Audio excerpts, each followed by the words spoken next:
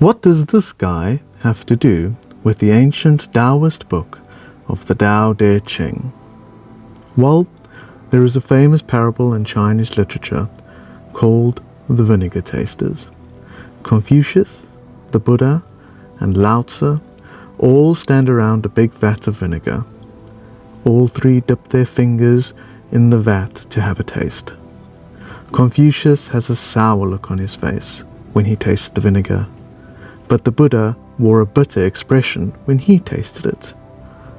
Lao Tzu, however, smiles upon tasting the vinegar. The story is meant to represent the three teachings of China: Confucianism, Buddhism, and Taoism. The vat of vinegar is meant to represent the essence of life. When Confucius tastes the vinegar, it tasted sour. To Confucius, life was sour. The harmony of life was out of step with the way of heaven. His answer to flowing back into harmony? Every moment of life needed rules. Actions were prescribed. Music was measured. Life was a complex set of rituals.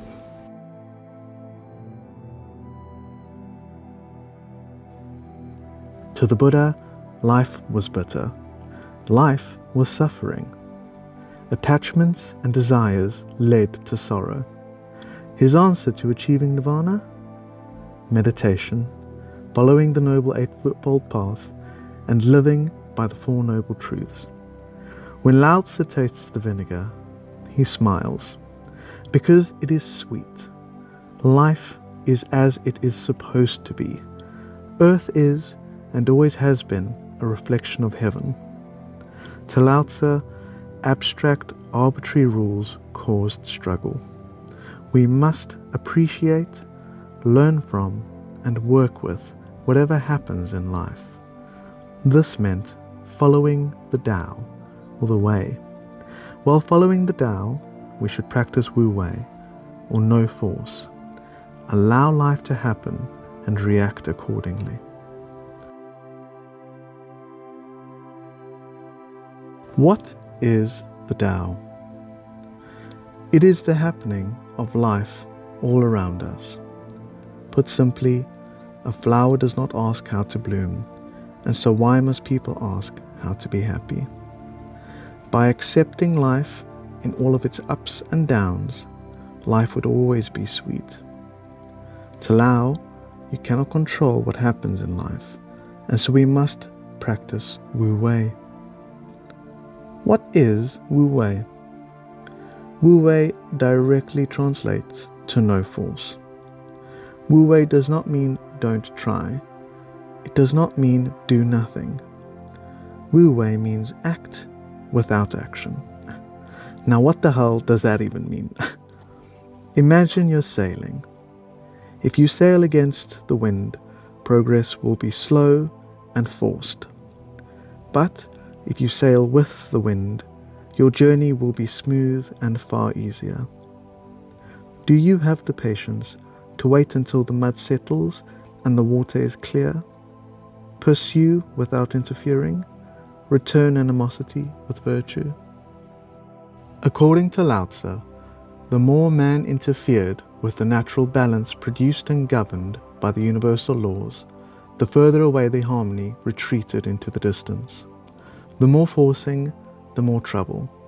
Whether heavy or light, wet or dry, fast or flow, everything had its own nature already within it, which could not be violated without causing difficulties. Now, back to Winnie the Pooh. Winnie the Pooh. In 1982, Benjamin Hoff wrote The Tao of Pooh, and in 1992, he wrote The Tea of Piglet, the books that changed my life. What has that got to do with Winnie the Pooh?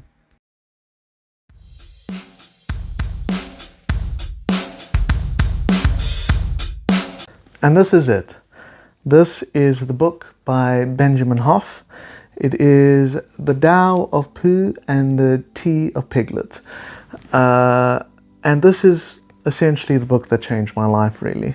When I was just finishing school, I had a bit of crisis of religion and crisis of everything, really. Didn't know what I wanted, didn't know what to do, and everything was actually quite stressful. And I wasn't really sure where to go. And then I found this book written by Benjamin Hoff. And essentially what it's about is how we can use the teachings of Taoism to live better lives, to be happier. And what Benjamin Hoff does so well is, because the Tao Te Ching, which was the original book written over 1,000 years ago, because that book is so complex and it's got a lot of riddles in it, meaning not everyone knows exactly how to decipher all of the information. Benjamin Hoff did the amazing thing of being able to see that Winnie the Pooh has a lot of similarities with the kind of person Lao Tzu would have said had lived a happy life. A good life. So Benjamin Hoff, quite wonderfully really, takes something that we all know about, a character that we all know and love, Winnie the Pooh, and he uses that character to link it up with the teachings of Taoism, and how we can learn from the teaching of Taoism, and how we can learn from Winnie the Pooh. And I don't want to give too much away, because obviously I want you to read the book, because I think that this is such a fantastic book, and it's so quirky and fun, and it's just a lovely way to explore Taoism. Knowledge and wisdom is the real power. To explore this ancient text through a character that we all know, Winnie the Pooh.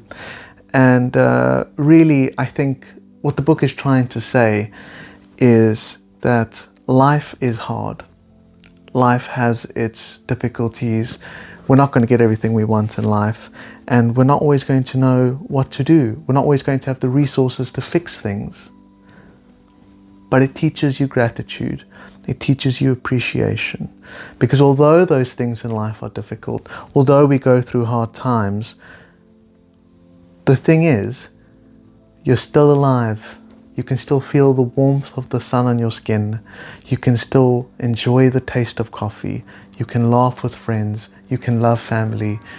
All these things are so important to day-to-day life. And we always I know it's easy to get bogged down with your aspirations and with your expectations, but what I think this book does really well is it helps to center you, and using this ancient text and the adorableness of Winnie the Pooh and it helps to at least make things a little easier on yourself going through life. But yeah, that's all for now. Thank you so much. See you next time. Are you finally home?